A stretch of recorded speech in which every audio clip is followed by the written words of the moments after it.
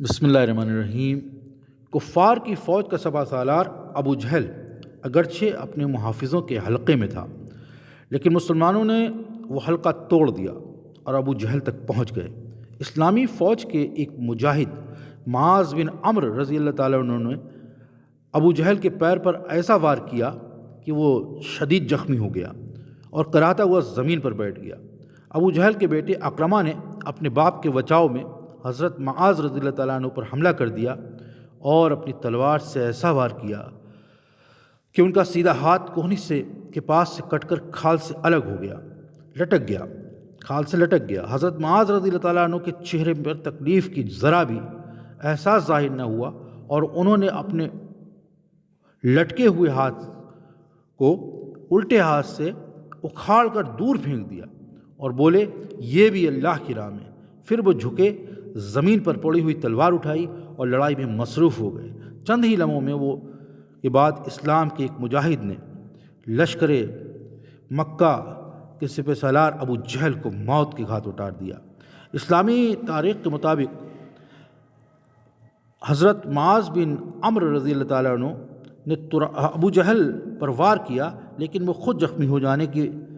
وجہ سے اکرمہ کے حملے کا نشانہ بن جانے کی وجہ سے اپنے کام کو انجام تک نہیں پہنچا سکے۔ پھر ایک اور مجاہد حضرت معاوید بن افرع نے اپنا نیزہ ابو جہل کے سینے میں اتارا اور یہ سمجھتے ہوئے کہ ابو جہل کا کام تمام ہو چکا ہے دوسری طرف متوجہ ہو گئے، جبکہ ابو جہل جنگ ختم ہونے تک زخمی حالت میں پڑا رہا، یہاں تک کہ رسول اکرم صلی اللہ علیہ وسلم کے حکم پر حضرت عبداللہ بن مسعود رضی اللہ تعالیٰ عنہ نے ابو جہل کی تلاش میں نکلے اور اسے زخمی حالت میں زمین پر پڑا ہوا دیکھا۔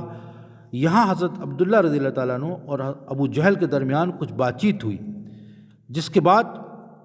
حضرت عبداللہ بن مسعود رضی اللہ تعالیٰ عنہ نے ابو جہل کا سر کاٹا اور لا کر حضور پاک صلی اللہ علیہ وسلم کے قدموں میں ڈال دیا۔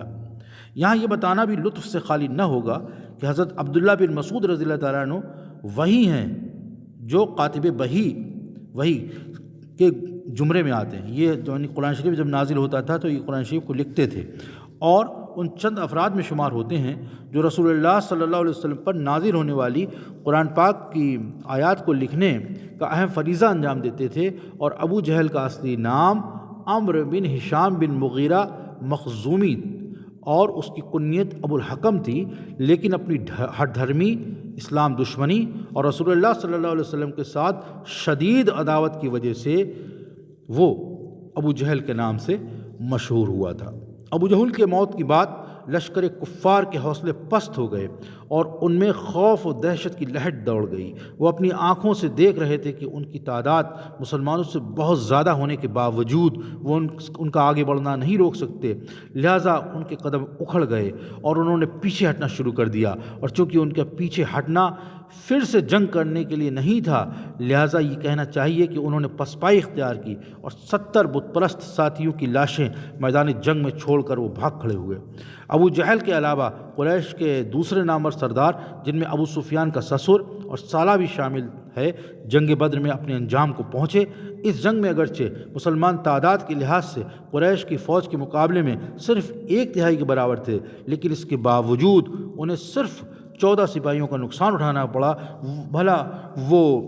فوج کیسے شکست کھا سکتی ہے جس کا سپہ سالار سرور کائنات حضرت محمد صلی اللہ علیہ وسلم